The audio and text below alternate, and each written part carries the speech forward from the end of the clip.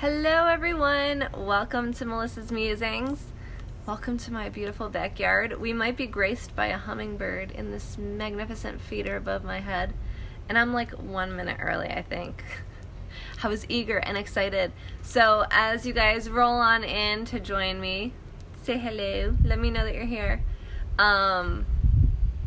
It's so great to be in this backyard, not with construction workers, just truly enjoying it. I feel like I've been really trying to embrace sitting out here more, even working out here more.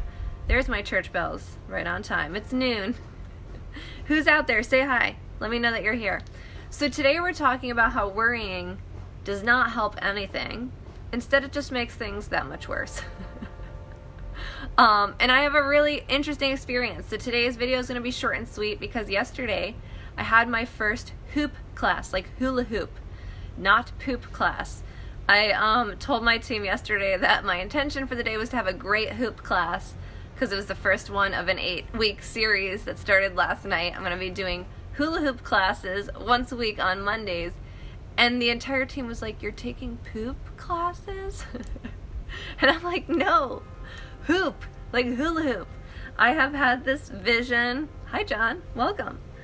I have had this vision of like being on the beach, I don't know, as one of those amazing hoopers with like my hula hoops just swinging about. So I decided to sign up for a class.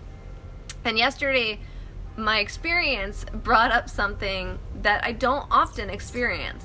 And it's how loud the voice inside your head truly gets when you're pushing yourself outside of your comfort zone. I feel like it very rarely happens to me where I'm so outside of my comfort zone where I'm really present to the voice in my head, because so often I'm like, I'm in the zone. I'm like doing the things that I love and I'm continually pushing myself outside of my comfort zone on a daily basis. But being in the class last night brought up so many worries, and the voice inside my head, the chatter got so loud that it reminded me of times where we've taken massive leaps and done things really uncomfortable, and that voice was so present and so persistent and so loud.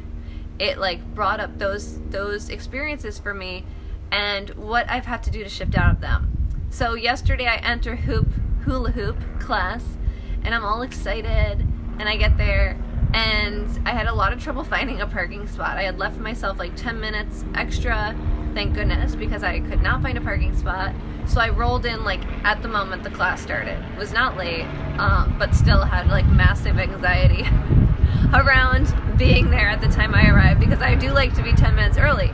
So I was grateful I had left myself that time. But right away I get into the class and I'm getting situated. I'm getting like in my spot and I see myself in the mirror. And I'm feeling really uncomfortable because the last class that I did by myself was a belly dancing class, and while it was amazing and a lot of fun, I learned that belly dancing was not for my skinny bones. So, or at least not at this stage of my life. My belly dancing did not go as well as hoped. So I was like, okay, I'm feeling a little nervous from that, because the last experience, even on class 8, I still felt like a bozo. And I decided, as I'm looking in the mirror, I'm like, I'm just gonna go for it. And the voice in my head literally started so loudly being like, "Why'd you wear that outfit? You look so weird. Those pants, your legs look so skinny. Oh my goodness, like you don't even know how to hula hoop. Half the people in this class probably already know how to hoop. Blah, blah, blah, blah, blah." Literally, because I was self-conscious about the space that I was in, I was pushing myself outside of my comfort zone. There's a few things that Melissa doesn't like. It does not like me. I do not like arriving to things on my own. I always like to like have a partner or somebody I can like laugh with, or like a companion. So doing a class by myself, huge stretch. Doing a hula hooping class, also huge stretch. Really subjecting myself to look like a fool, another huge stretch. Love doing so, but it's stretchy, right? So as I'm experiencing all of these outside of my comfort zone experiences, the chatter in my head just starts getting so loud and so judgmental of myself.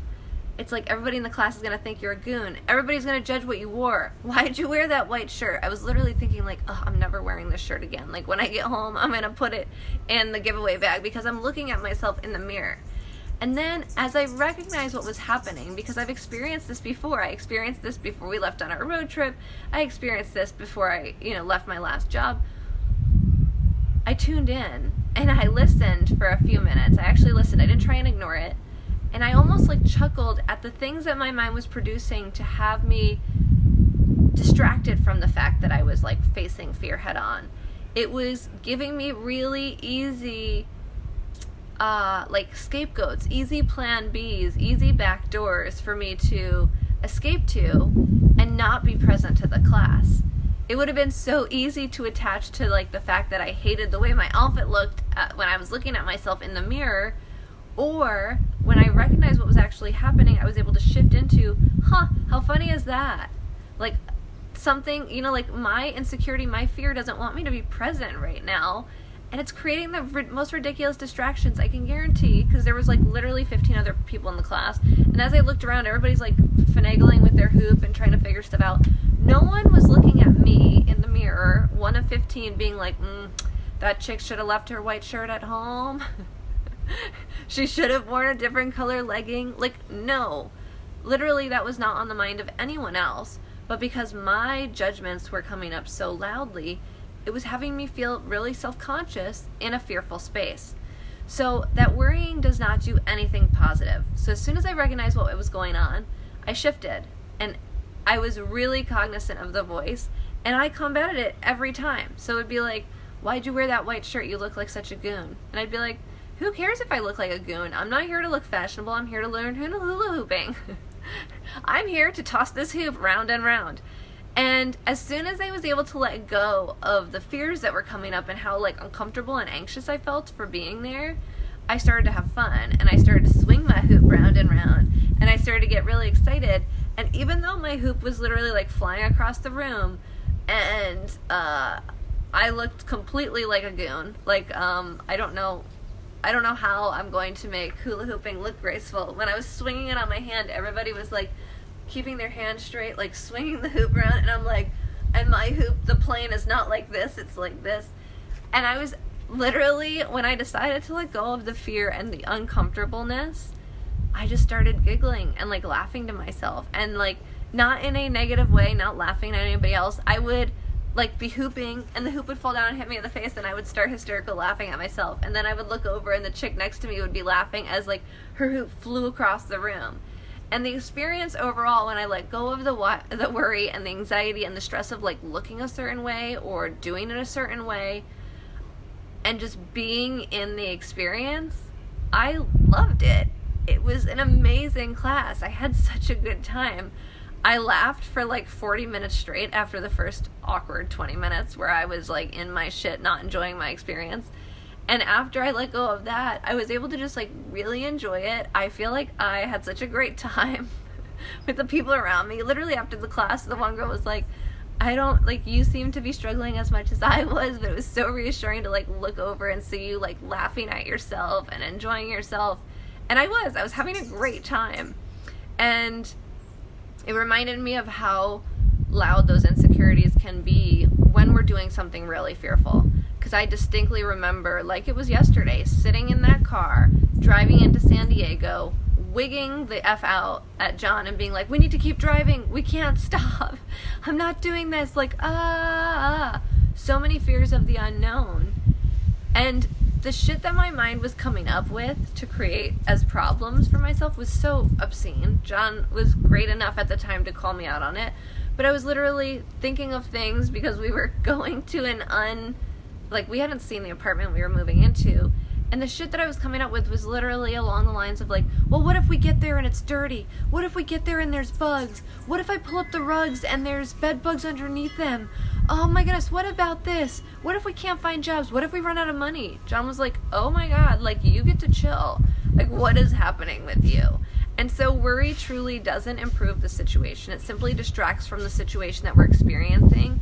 It gets us into our shit, gets us into our head, but if we're able to shift out of it, we can have a really powerfully enjoyable experience, as I did yesterday in hula hooping, and as we did driving into San Diego. Even though it was a trip, it was totally worth it, and I'm so grateful every day that we did not keep driving into the distance, because I don't know where that would have taken us, but the road that we did take and leaping into the unknown ended up being so rewarding, and it is still so rewarding every single day.